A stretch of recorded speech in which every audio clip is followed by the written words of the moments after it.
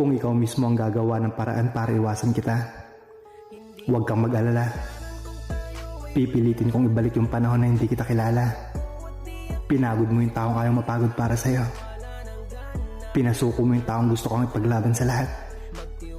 Ba't nagawa mo akong sayangin? Alam mo gusto kitang ipaglaban. Kumapit ako sa salitang iba ka, pero nauwi lang sa salitang katulad ka rin pala nila.